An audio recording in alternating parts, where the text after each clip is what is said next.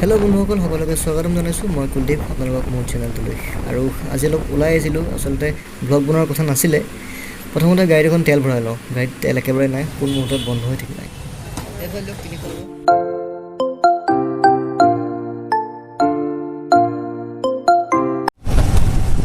Hello' বন্ধুসকল, সকলোকে স্বাগতম জনাইছোঁ মই মোৰ চেনেলটোলৈ। আৰু আজি বহুত দিনত ওলাই আহিছোঁ তেজপুৰৰ কিছুমান বান বিধ্বস্ত অঞ্চল চাবলৈ।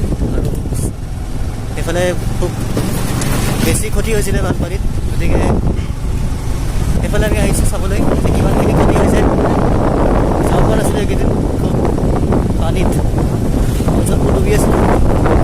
অহা আজি আপোনালোকক দেখাম তেজপুৰৰ তেনে কিছুমান অঞ্চল। এতিয়া বেছি দূৰ আমি পাম আৰু খুব বেছি 1-2 কিলোমিটাৰমান ভিতৰত। আৰু লকডাউন কাৰণে এটা বস্তু খুব ভাল হৈছে, ৰাস্তাবোৰ বহুত চাফা হৈছে আগতকৈ। নহ'লে আগতে ৰাস্তাবোৰ খুব লেতেৰা পেতেৰা হৈ থাকে। ইয়াত পালোহি আৰু বেছি সময় নাই, আমি পাইছোঁহে প্ৰায়। আৰু অকণমান জেগা আছে, অকণমান ঠাই আছে, আমি পালোহি আৰু।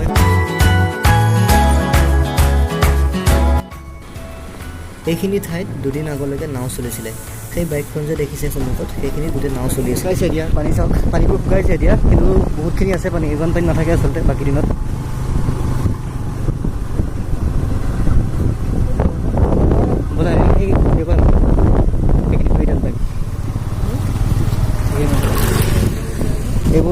এইবোৰ ঠাই চাওক, এইবোৰ গোটেই পানীত ডুবি আছিলে। এতিয়া ৰাস্তা ওলাইছে, কিন্তু কেইদিনমান আগলৈকে গোটেই ৰাস্তাবোৰ পানীত ডুবি আছিলে। আৰু ইয়াৰ ওপৰত নাও চলে।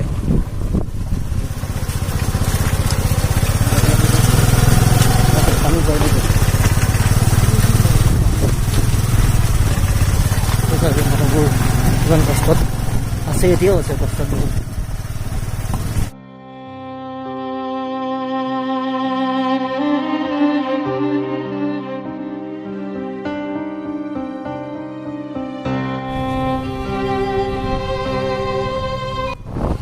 এইবোৰ চাওক, ৰাস্তাৰ পাৰে পানী কিমান ওচৰত আছে এতিয়া, কিন্তু এতিয়াতো বহুতখিনি পানী শুকাইছে বুলিয়ে ক'ব পাৰি। কিন্তু সিমানৰ পিছতো ৰাস্তাৰ লগত প্ৰায় মিলিয়ে আছে পানীবোৰ।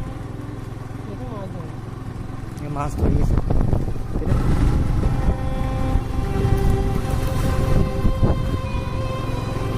সঁচাকৈ দেই, যোনে আছে সিহঁতে গম পাইছে ন কিমান কষ্ট।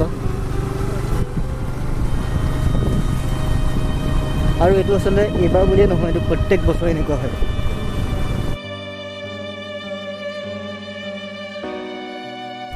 সেই ঘৰটো চাওক, স্কুলৰ পৰা সেই ঘৰটো চাওক, একদম পানীৰ মাজত। কিমান এইবোৰ ৰাস্তাবোৰ চাওক, গোটেই ৰাস্তাবোৰ শিলৰ ৰাস্তা, কিন্তু পানী ভাঙি দিছে। আৰু ঘৰবোৰ এতিয়াও কাষত চালে গম পায় যে গোটেই ঘৰবোৰ পানীত ডুবি আছিলে, হয়তো 3 দিনমান আগলৈকে।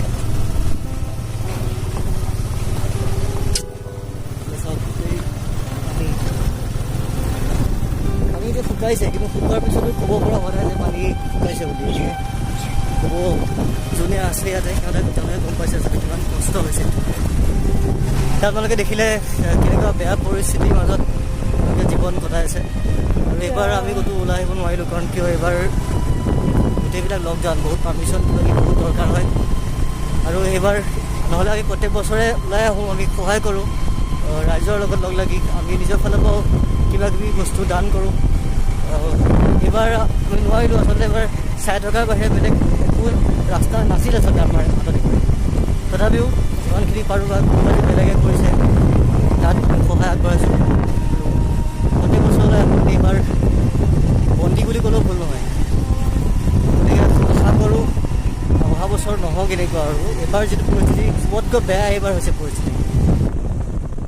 এইবাৰ মই আপোনালোকক দেখুৱাম তেজপুৰৰ অগ্নিগড়ৰ ওচৰৰ এটা অঞ্চল, গণেশঘাট বুলি কয়।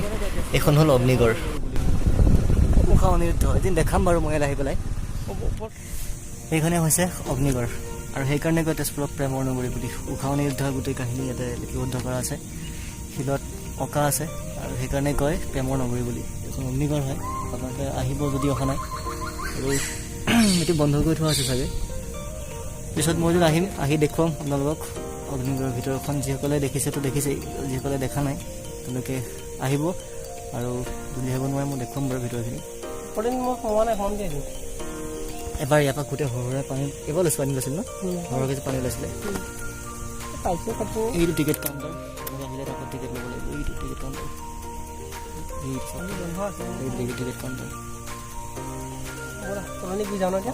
ব'লা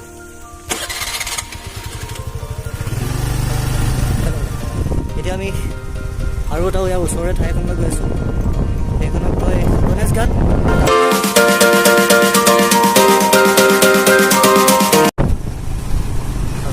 গোটেই গছেই গছ এইটো খুব পানী হয় এইখিনি জেগাত এই যে ঠাইখিনি দেখিছে সেইখিনি আচলতে পিকনিক স্পট হয় ইয়াতে পিকনিক খায় কিন্তু এতিয়া চব ইয়াৰ অৱস্থা কি হৈ আছে গোটেই পানী পানী কাষতে গোটেই পানী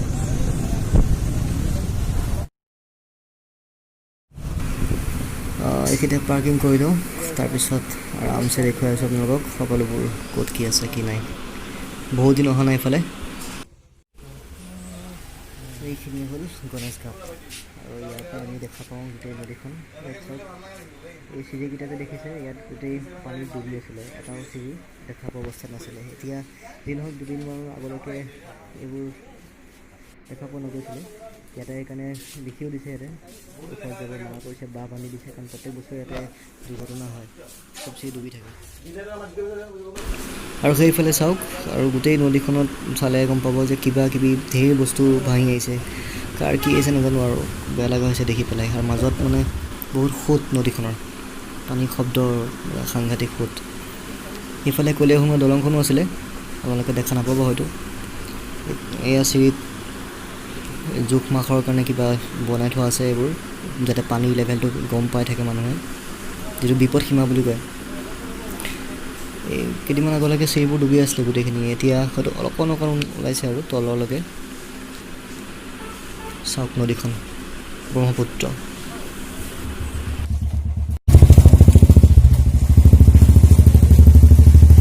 আপোনালোকে দেখিলে পানী ক'ত কিমান হৈছিল তেজপুৰত আৰু তেজপুৰৰ এয়া আচলতে সামান্য দৃশ্যহে আৰু ইয়াতকৈও আৰু বেলেগ বেলেগ ঠাই আছে আমি যিবোৰ ঠাইত যাব নোৱাৰিলোঁ বা দেখুৱাব নোৱাৰিলোঁ আৰু ইয়াত তেজপুৰৰ যিখিনি ঠাইত দেখালোঁ আপোনালোকক খুবেই বেয়া অৱস্থা সেই ঠাইখিনিত আৰু এইবোৰতো পানী বহুত ওপৰলৈ আহিছিলে দেখাইছোঁ আপোনালোকক সেয়াই আৰু বৰ্তমান পৰিস্থিতি এতিয়া হয়তো ভাল হৈছে অকণ গতিকে ভিডিঅ'টো আছিলে ইমানেই যদি ভিডিঅ'টো ভাল লাগিল তেন্তে হ'লে লাইক কৰিব কমেণ্ট কৰিব আৰু কিবা যদি ক'ব লগা আছে জনাব আৰু যদি চেনেলটো প্ৰথমবাৰ আহিছে তেতিয়াহ'লে ছাবস্ক্ৰাইব কৰি দিব